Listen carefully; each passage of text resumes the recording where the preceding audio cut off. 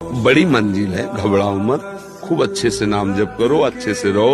और कुछ जब सब बिगड़ा नजर आवे तो भगवान की कृपा की तरफ देखो कि हरि आपका नाम पतित पावन है। क्या मुझ जैसे पतितों पर आपकी कृपा नहीं होगी? क्या आपका प्यार दुलार हम नहीं प्राप्त कर पाएंगे? हैं तो आपके ही बच्चे, दुष्ट सही पर हैं आपके। उनसे प्रार्थना करो, प्रार्थना से भगवान का अवतार हो गया। जय जय सुरनायक जन सुखदायक। क्या आप समझो, तुम्हारे आगे की चिंता से कुछ नहीं बनने वाला, पीछे जो हो गया तुम्हारी चिंता से मिटने वाला नहीं। तो वर्तमान का समय क्यों बर्बाद कर रहे हो? राधा राधा राधा राधा ये तुम्हारा भविष्य भी ठीक करेगा। वर्तमान में राधा राधा बोले समय सार्थक हुआ, पीछे जो आपका भूत है उसको भी नष्ट कर देगा। विश्वास मत।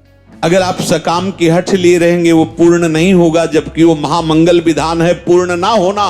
पर आपके हृदय में उत्साहहीनता आ जाएगी, भजन में अविश्वास होने लगेगा कि मेरी ये कामना थी प्रभु ने पूर्ण नहीं की। यद्यपि पूर्ण हो जाती तो अमंगल हो जाता, इसीलिए मंगल भवन सर्वज्ञ प्रभु ने पूर्ण नहीं होने दिया। इसीलिए यदि कामना करो भी तो प्रभु के चरणों में समर्पित कर दो और जो वो विधान करे उसमें राजी हो जाओ। जीवन बीत जाए तो भी निराशा नहीं। भजन कर रहे हैं, कोई गलत आचरण तो नहीं कर रहे जिसमें हम संशय करें। इससे बढ़कर के बढ़िया कोई काम तो है नहीं। इसलिए अगर ऐसा कोई हमें कार्य दिखाई देता कि भजन से बढ़कर कोई बढ़िया काम, तो इसको रोक करके उसको करके देखते। सबसे बड़ा कार्य, सबसे महामहिम कार्य मनुष्य जीवन का भजन करना है, वो हम कर रहे हैं। प्रभु मिले ना मिले हम भजन नहीं छोड़ने वाले। धैर्य पूर्वक बुद्धि को वश में कर लो। इस बात के लिए तुम्हें कभी वो विचलित न करे कि मुझे शांति नहीं मिली, आनंद नहीं मिला, भगवत साक्षात्कार नहीं हुआ, दिव्य स्वप्न नहीं आते, दिव्य महापुरुषों का संभाषण नहीं मिला, अभी हमें लीला दर्शन नहीं हुआ। बिल्कुल आप शांत रहिए, ये आगे से आगे आपको मिलता। और आपको एक आंतरिक बात बता दें, परमार्थ में प्रभु इसलिए आपको आपके सद्गुणों का अनुभव नहीं होने देते कि आपको अहंकार आ जाएगा। कुछ लोग कहते हैं कि हमें आसपास मित्र लोग या घर के लोग प्रेरणा करते हैं कि भाई छुट्टी का दिन है, चलो घूमने चलो। भाव घूमो, आके 84 कोस भूमि है, प्रियालाल की रसकेली भूमि है। कहाँ त्रिभुवन में गिरिराज जैसे पावन करने वाले महामहिम, उनकी तलहटी, उनकी रज लता पता कहाँ है? बरसाना जैसा धाम कहाँ है? गोकुल जैसा ग्राम कहाँ है? वृंदावन। अरे आओ इधर, तुम्हारे जीवन का परिवर्तन कर देगा ये धाम। नहीं बोले ये तो ऐसे कहते जैसे ये तो ठीक है, पर कहाँ घूमने जाओगे? वो संसार वाली। तो आंख क्यों ऐसे ही गंदी आंखें हो रही हैं और गंदी करोगे? मेरा दंडवत प्रणाम। गुरुजी, मुझे किसी से प्रेम हो गया था, लेकिन सामने वाले का कुछ दिन बाद पसंद बदल गया और मुझे धोखा। प्रेम जानते किसे कहते हैं?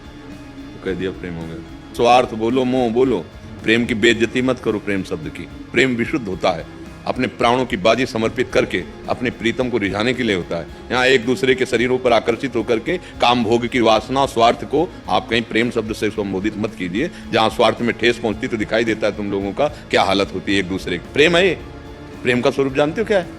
तभी मना करते हैं कि जो नई अवस्था के बच्चे हो, अभी पाणी ग्रहण संस्कार हुआ, अपने जीवन का नाश कर रहे हो, इसके बाद समझते हो हम प्रेम कर रहे हैं, ये हमारा कर्तव्य है। ये तुम्हारा कर्तव्य है। इस समय व्यायाम करके या अपने धर्मानुष्ठान के द्वारा अपने ब्रह्मचर्य को ठीक करते हुए, इंद्रियों को सद्मार्ग में विद्या अध्ययन के द्वारा विनय आदि सद्गुण प्राप्त करते हुए, राष्ट्र सेवा या भक्ति भावना या अपने माता पिता की सेवा, उत्तम कार्यों के द्वारा धन को, इसमें बुद्धि लगानी चाहिए कि इसमें लगानी चाहिए?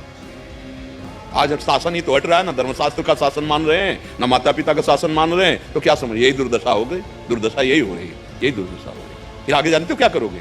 इस शरीर को नष्ट करने की सोचोगे। हाँ जी, वही लिखा है। हाँ, वही लिखा कि हम पहले बता रहे हैं। जब पापाचरण करोगे, व्यभिचार प्रवृत्तियों में उतरोगे, अभी तुम्हारी क्या अवस्था है? ये अवस्था तुम्हारी व्यभिचार करने की। गौर से देखना, तुम्हारे शरीर को प्यार किया जाता है। क्यों? वो तुम्हारे शरीर से सुख चाहता है, तुम्हारे रूप को पसंद करता है, तुम्हारे धन, तुम्हारी भोग सामग्री, तुम्हारी मान प्रतिष्ठा तुमको नहीं प्यार करता, क्योंकि तुमको जानता ही नहीं। कोई जानकर तुमको प्यार करे तब तो प्यार का महत्व है। वो तुमको नहीं प्यार कर रहा, तुम्हारी वस्तुओं से प्यार कर रहा है। तुम्हारे शरीर को, तुम्हारे धन को, तुम्हारे रूप को, तुम्हारी मान प्रतिष्ठा को, तुम्हारे वैभव को तुमको नहीं कर रहा। भूल मत करना, तुमको सिर्फ प्रभु प्यार करते हैं। बोले माता पिता तो प्यार करते हैं, वो भी शरीर को जानते ही नहीं कि पुत्र रूप में कौन है।